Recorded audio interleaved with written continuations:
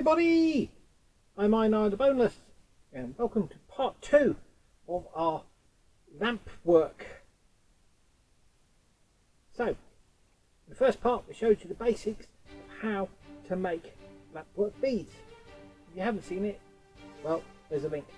In this one we're just going to go over a few of the decorative methods, as well as showing you some of the beads that we made when we visited Rosie.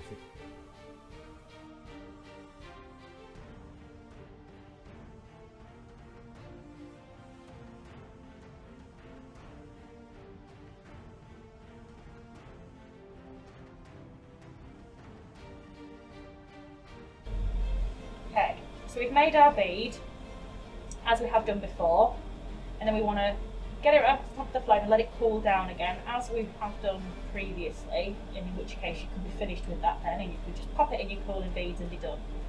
We're going to add some decoration, so we just want to keep it warm, and because these little pieces don't need to be heated up first, we want the surface of the glass bead to be hot and tacky enough to kind of grab hold of them. So once you're kind of happy with the base bead and it's the right colour and the right shape and size, you want to give it a blast of heat right down in the middle of the torch until we're kind of glowing again. And then we just gently dab and roll into the grit. So obviously it cools down very quickly at that point, because as soon as you take it out of the flame, all that heat goes away, but you can reheat it and then go back down and do it again and get some more. You can just keep doing that until you've got as much on as you want. So I've got a bit of a bald patch I'm going to try and cover up there. That's it. And because these little shards are quite sharp, you need to melt them into the surface fully, because if you get any sticky out of it, so you're wearing it as a piece of jewellery, it's going to potentially hurt. So you want to give it a nice even heat until you can't see any bits sort of sticking out the surface, and the base bead just kind of swallows them up almost, and they do spread out a little bit, so they do get a little bit larger once they're fully heated. But it's just such a lovely effect, and it's just so easy to do as well. Let that cool down again a little bit, and because it's a very dark colour, it will look very dirty on the surface of the bead. A lot of the colours sometimes take a full sort of 12 hours to come back to normal, so it will look more green once it's fully cooled. That looks pretty good, that, I think. Nice.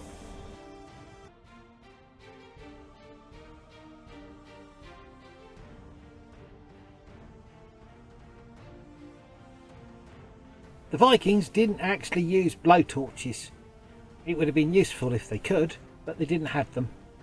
So they would use a crucible, which is like a pot, which went into a furnace, which could get very hot and melt the contents of the crucible. Now they'd put in broken bits of glass, or the materials to actually make glass, into the crucible and then melt it. Once it turned liquid or molten, they would then put in their mandrel. Once the mandrel's in, they can take a bit out and shape it with tools, thus giving it, well, a bead shape.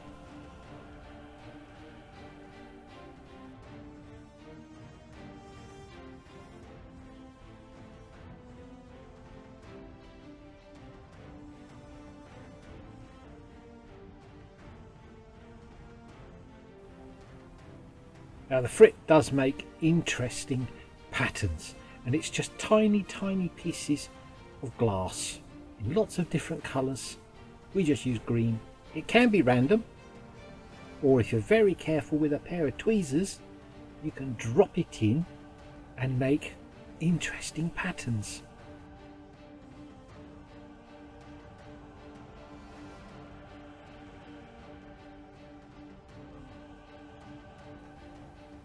You can use other tools to shape and poke holes in or pull material out, or in the case of the little boards, you can roll it across and get an even texture. There's lots of fun things you can do with molten glass. Just make sure you don't burn yourself with it. So roll it in the sort of textured tool to then get those ridges, or you can literally put them in by hand with the little pointy tool. So I'm going to use this just to gently roll it out a little bit.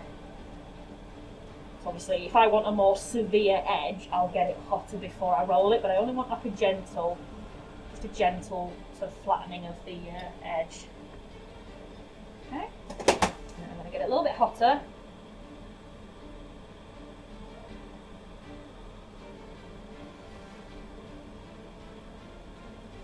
And we can just sort of start again. It's yeah,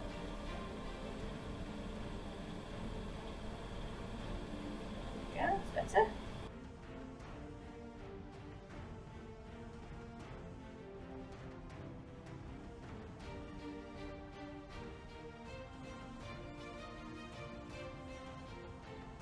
Now this effect is made with what's called a stringer. A stringer is a long piece of twisted glass.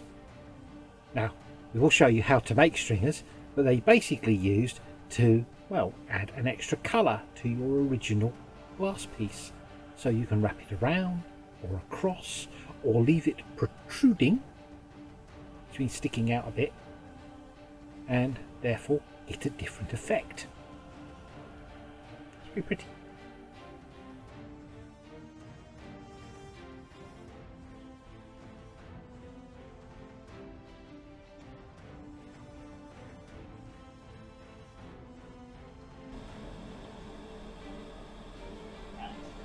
Okay.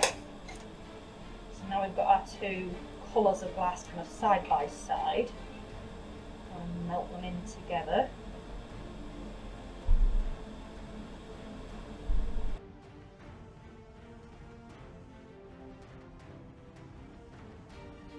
We really enjoyed this. May go back and try again. Now we've got some idea of the techniques, we could produce some really nice beads.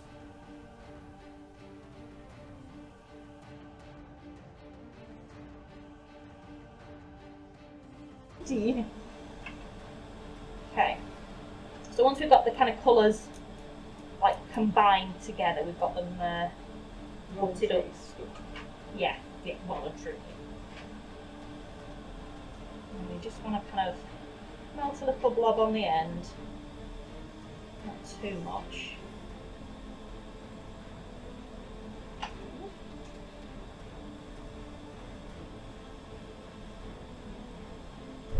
Oh, that looks so cool. And then you'll get to the point where it stops twisting because it's cooled down a bit. Got a bit there, and then we could just do it again until it's all gone, basically. So if obviously you melt a bigger blob of colours on the end, you could just keep pulling and pulling and pulling until you've got as much as you like, really.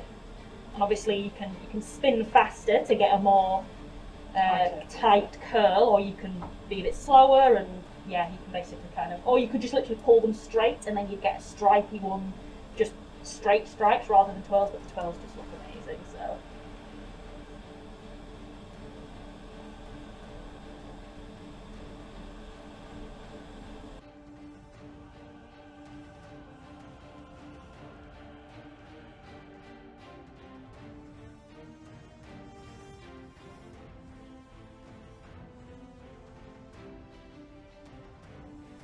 Well, I hope you all found that useful.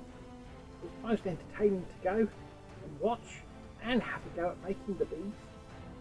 So, until next time, please hit like and subscribe, and we'll see you all later for more Puppet Vikings. Bye!